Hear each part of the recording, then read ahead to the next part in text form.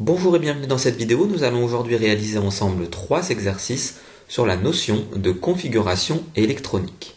Commençons par le premier exercice dont voici l'énoncé. On s'intéresse à l'atome de sodium qui possède 11 électrons. Dans une première question, on nous demande de donner la configuration électronique de l'atome de sodium, puis dans une seconde question, de donner sa position, c'est-à-dire le numéro de la ligne mais aussi celui de la colonne, dans la classification périodique. N'hésitez pas à mettre pause, à faire vous-même l'exercice, puis à vous corriger. Commençons par la première question, dans laquelle il faut donner la configuration électronique de l'atome de sodium, qui possède 11 électrons. On va tout d'abord placer 2 électrons dans la première couche électronique, et nos 2 électrons seront dans la sous-couche S. Il nous reste donc 11 moins 2, c'est-à-dire 9 électrons à placer. On va donc en placer 8 dans la deuxième couche, 2 électrons seront dans la sous-couche S, et 6 électrons seront dans la sous-couche P. 6 plus 2 plus 2 égale 10, il reste donc un électron à placer, qui appartiendra donc à la troisième couche, et sera placé dans la sous-couche S de cette troisième couche. On a donc bien ici donné la configuration électronique de l'atome de sodium. Pour s'assurer qu'aucun électron n'a été oublié, on peut additionner l'ensemble des électrons présents sur les différentes couches. Ici, on retrouve bien les 11 électrons attendus. Les électrons de cœur sont au nombre de 10. Ce sont tous les électrons, hormis ceux qui appartiennent à la dernière couche électronique, qui sont d'ailleurs appelés les électrons de valence. On en conclut donc que l'atome de sodium a 10 électrons de cœur, et 1 électron de valence. Répondons maintenant à la deuxième question de cet exercice. L'atome de sodium possède 1 électron de valence, on l'a vu précédemment. Il est donc dans la première colonne de la classification périodique des éléments. De plus, la dernière couche électronique est la troisième couche. L'atome de sodium est donc dans la troisième ligne, qu'on appelle une période, de la classification périodique. On peut vérifier tout ça avec le tableau périodique des éléments. En effet, l'atome de sodium est bien placé dans la première colonne et dans la troisième période du tableau. Passons maintenant au deuxième exercice de cette présentation où il est question de l'atome de fluor. Le fluor renforce la structure de l'émail des dents et réduit ainsi la formation de caries. Les dentifrices contiennent des ions fluorure noté F-. Dans une première question, on nous demande de donner la configuration électronique de l'atome de fluor. Dans une seconde question, de donner le nombre d'électrons de valence d'un atome de fluor. Et dans une troisième et dernière question, d'en déduire la configuration électronique de l'ion fluorure. N'hésitez pas à mettre pause, à réaliser vous-même l'exercice, puis à vous corriger. Commençons par la première question. L'atome de fluor a un numéro atomique qui est égal à 9. Cela signifie qu'il est donc composé de 9 électrons. Écrivons donc sa configuration électronique. On va dans un premier temps placer 2 électrons dans la première couche, en les plaçant dans la sous-couche S, puis 7 électrons pour atteindre le nombre de 9 dans la deuxième couche, 2 électrons dans la sous-couche S et 5 dans la sous-couche P. On a donc bien au total les 9 électrons qui composent l'atome de fluor.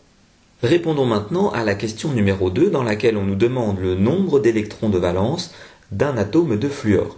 Commençons par identifier les électrons de cœur qui, pour rappel, sont tous les électrons qui n'appartiennent pas à la dernière couche électronique. Ils sont ici 2 dans l'atome de fluor. Les électrons de valence sont donc les électrons qui, au contraire, appartiennent à la dernière couche électronique. Ils sont ici au nombre de 7. On a donc répondu à la question numéro 2. L'atome de fluor possède 7 électrons de valence. Passons maintenant à la question numéro 3 dans laquelle on nous demande de déterminer la configuration électronique de l'ion fluorure. L'ion fluorure, noté F-, est obtenu après que l'atome de fluor ait gagné un électron. L'atome de fluor possédant 9 électrons, l'ion fluorure en possède donc 10.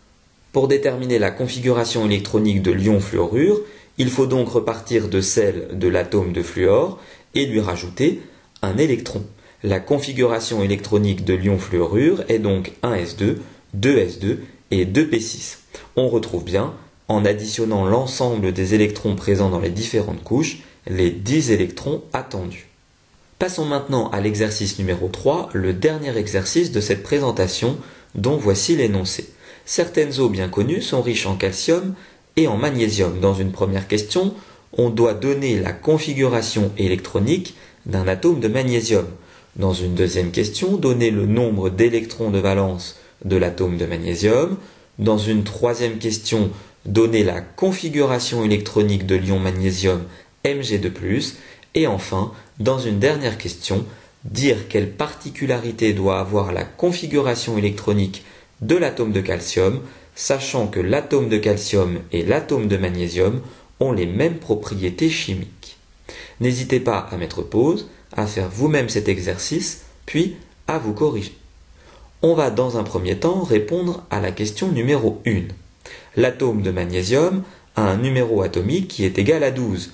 Cela signifie qu'il est donc composé de 12 électrons. Voyons donc quelle est sa configuration électronique. On va dans un premier temps placer 2 électrons dans la première couche, puis 8 électrons dans la deuxième couche, 2 dans la sous-couche S et 6 dans la sous-couche P. Il nous reste donc 12 moins 6 moins 2 moins 2, c'est-à-dire 2 électrons à placer qui appartiendront donc à la troisième couche. Ils seront placés dans la sous-couche S. On a donc bien ici réparti les 12 électrons qui composent l'atome de magnésium. Répondons maintenant à la question numéro 2 et commençons dans un premier temps par identifier les électrons de cœur. Ce sont les électrons qui appartiennent à la première et à la deuxième couche électronique. On dénombre donc 10 électrons de cœur pour l'atome de magnésium. Les électrons de valence sont les électrons qui appartiennent à la dernière couche électronique, ici la couche électronique numéro 3. Ils sont au nombre de 2. On a donc répondu à la deuxième question. L'atome de magnésium possède 2 électrons de valence.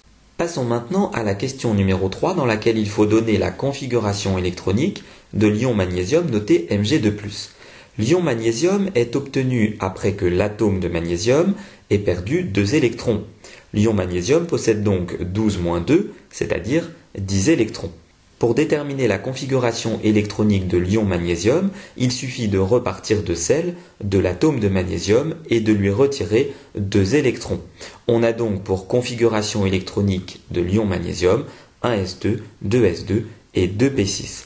On retrouve bien ici les 10 électrons qui composent l'ion magnésium. Passons maintenant à la question numéro 4. On nous précise que le calcium a les mêmes propriétés chimiques que celles du magnésium. Il faut qu'on précise quelle particularité doit avoir la configuration électronique de l'atome de calcium. Des atomes qui ont les mêmes propriétés chimiques sont dans la même colonne de la classification périodique. Ils constituent une famille d'éléments chimiques. L'atome de calcium a donc forcément le même nombre d'électrons de valence que l'atome de magnésium, c'est-à-dire 2 électrons de valence. On peut effectivement vérifier cela dans le tableau périodique des éléments. Le magnésium et le calcium appartiennent bien à la même colonne. Pour information, ils appartiennent à la famille des alcalinotéreux. Cette présentation est maintenant terminée. J'espère que les exercices ont été réussis et compris. N'hésitez pas à vous abonner à ma chaîne YouTube et je vous dis à très bientôt pour de nouvelles vidéos.